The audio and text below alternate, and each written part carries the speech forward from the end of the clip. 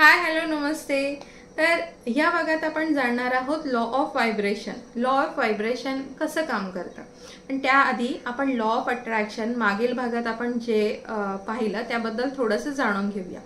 Law of attraction मध्ये आपण बघितलं की सगळीकडे एनर्जी आहे आणि ती एनर्जी आपण डिस्ट्रॉय करू शकत नाही किंवा क्रिएट सुद्धा करू शकत नाही, तर तिचं आपण रूप चेंज करू शकतो आणि त्या एनर्जीची पर्टिक्युलर फ्रिक्वेन्सी असते, ती त्या पर्टिक्युलर फ्रिक्वेन्सीवर व्हायब्रेट होत असते।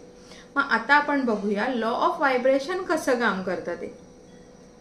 तर लॉ ऑफ व्हायब्रेशन मध्ये सगळ्यात महत्त्वाचा भाग असा असतो की आपल्याकडे एखादा विचार येतो, मग तो विचार आपण फील करतो।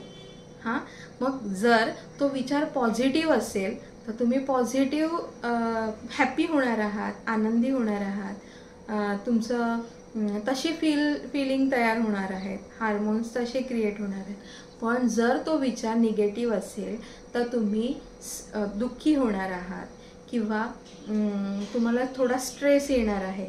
मग तुमची फीलिंग कशी होणार आहे, जेव्हा तुम्ही आनंदी होणार तेव्हा फीलिंग वेगळे असणार, तुम्ही दुःखी होणार आहात तेव्हा फीलिंग वेगळे असणार आहेत। मग ही फीलिंग जेव्हा तुम्ही घेताय, मग ते हॅपी असो किंवा दुःखी असो, त्यानंतर तुम्ही त्याच्यावर बिलीव तयार करता। मग तो कसा, एक उदाहरण घेऊया। जर तुम्हाला कोणी सांगितलं की तुझा ड्रेस ना खूप छान आहे, तर तुम्हाला एकदा एकाने सांगितला हा तुझा ड्रेस छान आहे, पण सतत लागोपाठ दुसरे 4 जण सांगतात काय हा ड्रेस घातलास, चांगला नाही आहे, तुला हाच ड्रेस भेटला घालायला। आता बघा, एकाने तर तुम्हाला सांगितलं अरे वा छान ड्रेस आहे, पण 4 जणांनी तुम्हाला काय सांगितलंय,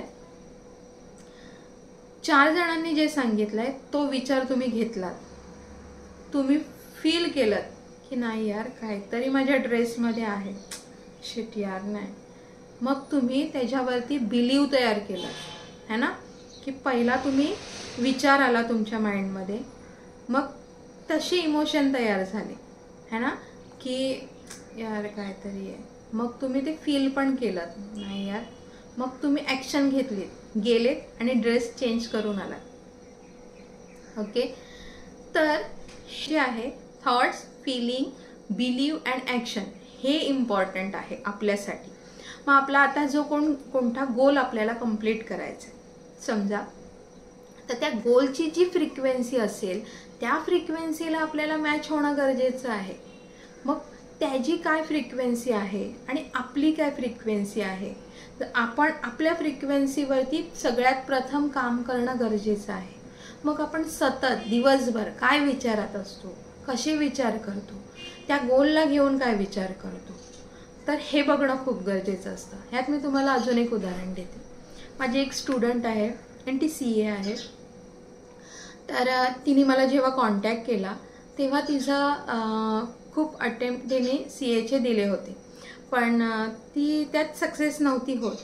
तर जेव्हा ती माझ्याकडे आली तेव्हा तिला आपण ही लॉ ऑफ अट्रॅक्शनची जेव्हा माहिती सांगितली, त्यानंतर तिने एकच टेक्निक यूज केली, लॉ ऑफ व्हिज्युअलायझेशन, आणि त्यानंतर तिचा त्या एक्झामकडे बघण्याचा पूर्ण माइंड चेंज झाली ती पूर्ण।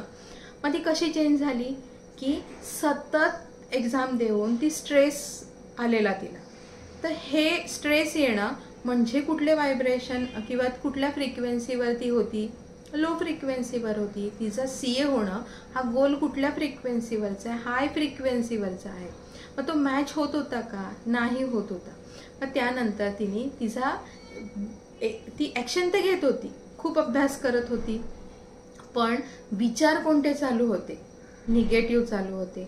बिलीव कोणते बनवत होती, निगेटिव्ह बनवत होती।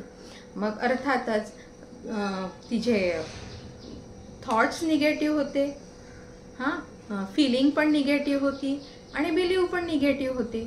फक्त ॲक्शन घेत होती, मग ते ॲक्शन आणि तिचा गोल मॅच होत नव्हता। जेव्हा तिने ह्यावर काम केलं तेव्हा तिचा थोड्या दिवसातच फोन आलेला आणि तिने CAची एक्झाम पास झाली आहे। ती खूप खुश होती। पण हे कधी घडलं, जेव्हा तिने तिच्यावर काम करायला सुरुवात केली। लक्षात घ्या, तुम्ही तुमच्या लाईफचे क्रिएटर आहात. तुमची लाईफ दुसरं कोणीही चेंज करू शकत नाही. त्यासाठी आपल्याला आपल्या विचारांवर काम करणं सगळ्यात महत्त्वाचं आहे.